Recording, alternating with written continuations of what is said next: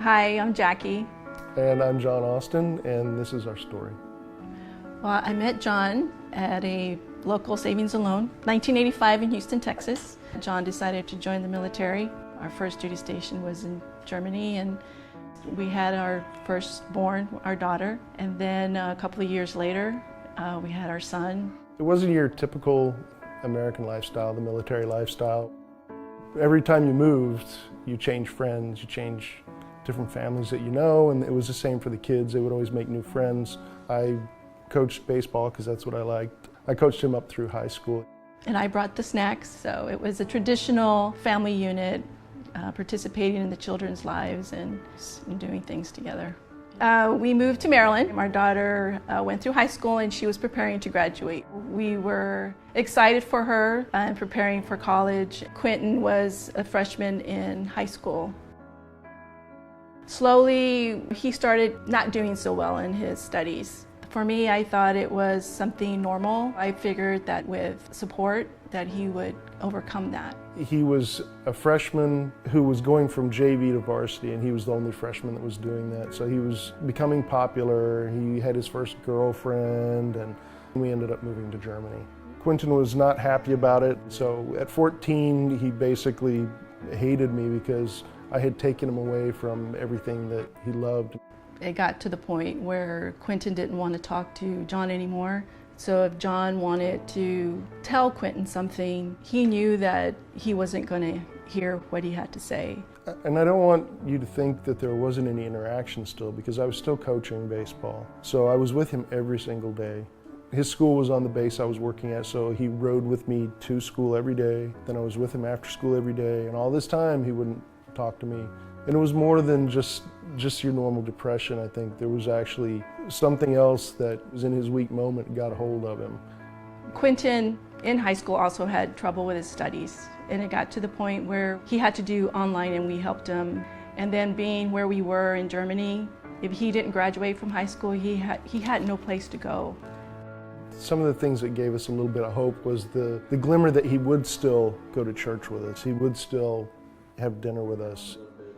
So after Quentin graduated, we found a small college that he could play baseball in.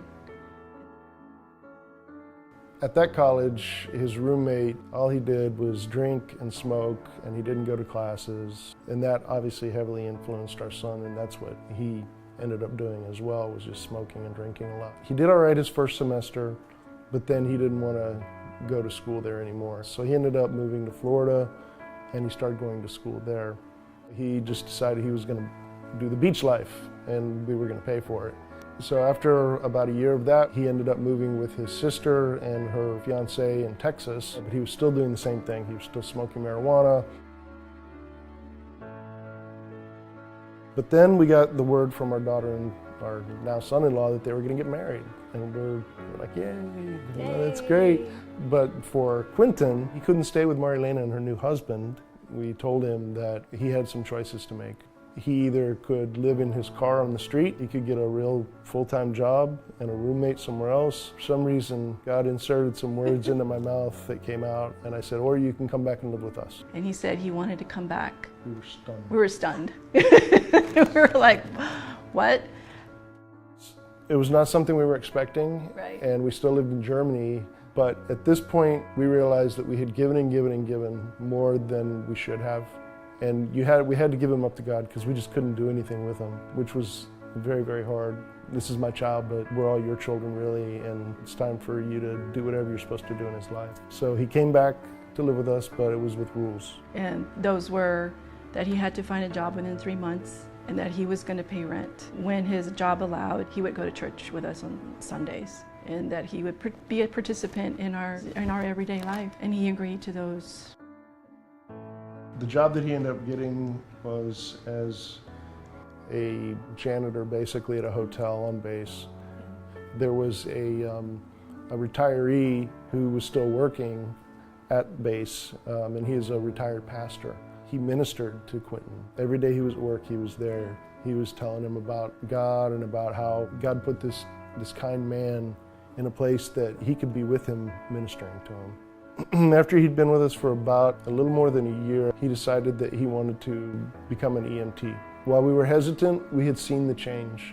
And we saw that whatever had been on him was finally cleared off. We were very happy to help him transition back. He went through EMT school and graduated. He worked for EMT for about a year and a half, and then he decided that he wanted to go further, and he entered a nursing program.